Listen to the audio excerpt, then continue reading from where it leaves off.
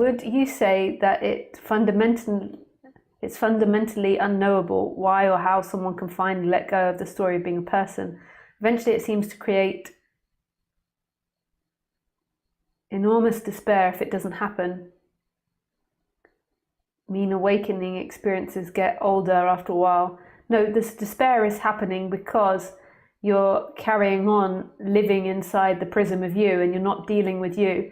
And the despair is growing because your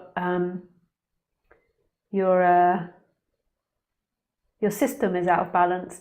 The despair is growing because you have this idea that you've got to get to enlightenment in order to save you from all your problems now. And that enlightenment isn't working and you're stuck here now. It's just like if you were poor and you're imagining more money, or if you were lonely and you're imagining comfort. It's just the same. And really what you're doing the whole time when you're dreaming about non-duality is you're still not dealing with actually what's here. And what's happening here is you're in emotional discomfort because you've got false ideas about yourself and the world. And your chakras are all going crazy because of all these false ideas, because the false ideas create the disbalance of the chakras, and then the feelings create disbalance in the thinking, and enormous seeking is formed. And then there's lots of seeking energy, always trying to avoid this moment. So then you end up drinking alcohol to try to numb it. I'm sorry, I know, Junus, I know that's what happens. And you've got to deal with the emotional discomfort that's happening now and balance the system. And I would put all energy into that. And then when that happens, when the system becomes more balanced, more than likely it will be easier to hear and recognize that this is it. When you're in deep suffering and deep disbalance in the body, there's too much focus on yourself. When you're really like contracted, how can you hear that this is freedom? It could be heard because consciousness isn't connected to the body, but more than likely, from what my experience is when the person's deeply suffering, there is a deep contraction into consciousness. A deep contraction in the consciousness, even though consciousness can't be contracted, it's like the person like really owns that consciousness. It's my consciousness. I am conscious. And I can have disbalances in different areas of the body. Like I can have weakness in the solar plexus. I sometimes can think quite creatively, and I don't have the best language skills because of my dyslexia. So sometimes I struggle to communicate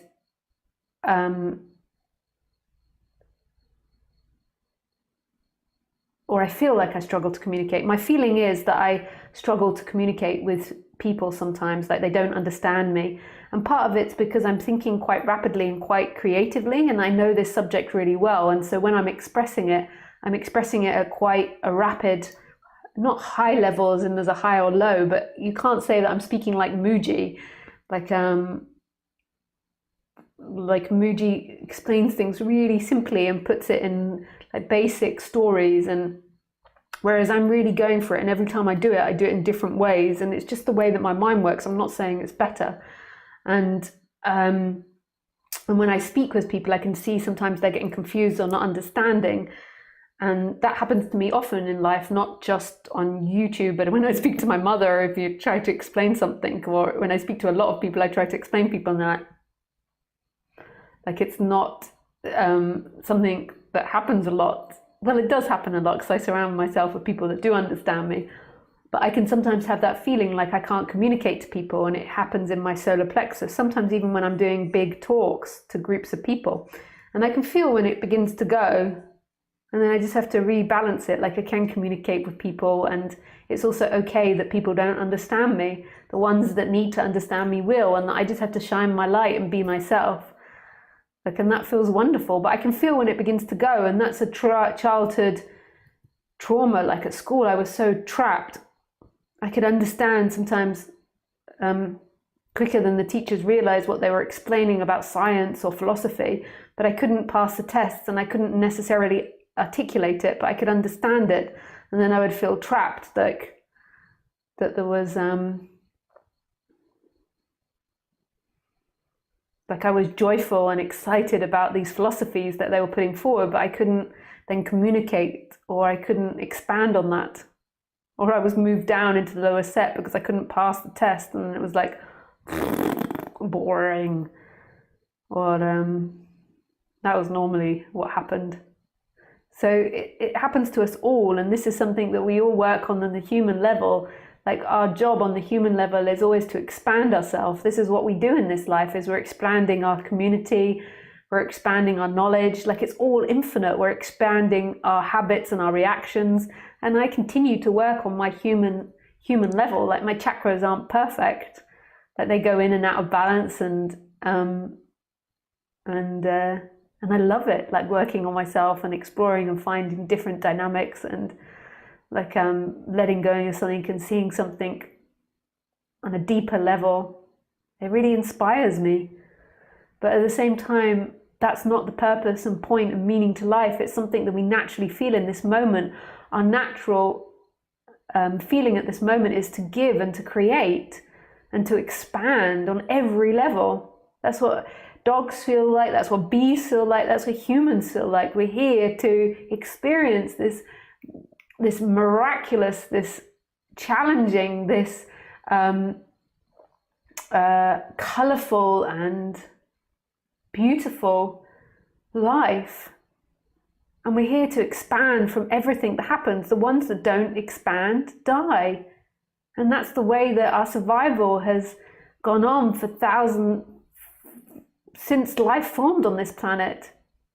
Like, the ones that keep expanding survive and thrive, and the ones that don't wither and die.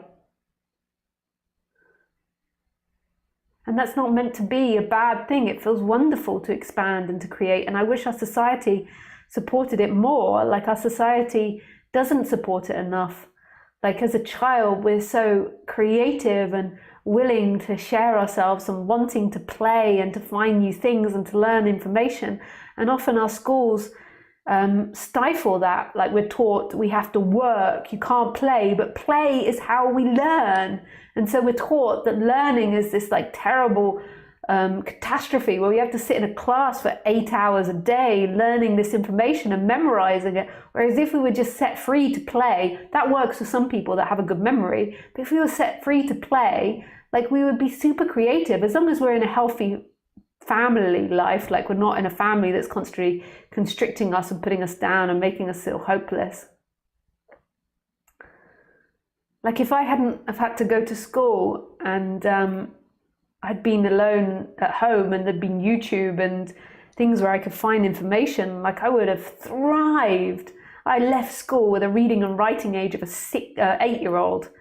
And after I left school, I realized if I wanted to read books, I had to learn to read. And so out of wanting to educate myself and wanting to be able to read books about non-duality, about spirituality, about philosophy, I went to the library and I would hire out the CD and I would hire out the book, and I would listen to the CD and I would read the book, and I loved it and I really enjoyed it. At school, they'd sit there and make me chant and make me read books that I had absolutely no interest in, and I was totally uninspired. As soon as I got out of that environment, I was inspired to learn, because I'm a triple Gemini. I'm inspired by the intellect of learning and growing and evolving in that way. It was like they would give me like 8-year-old books when I'm 16 that I have to sit there and read. Some of the 8-year-old books can be really cool. I still read children's books. Life is full of excitement and magic and wonder.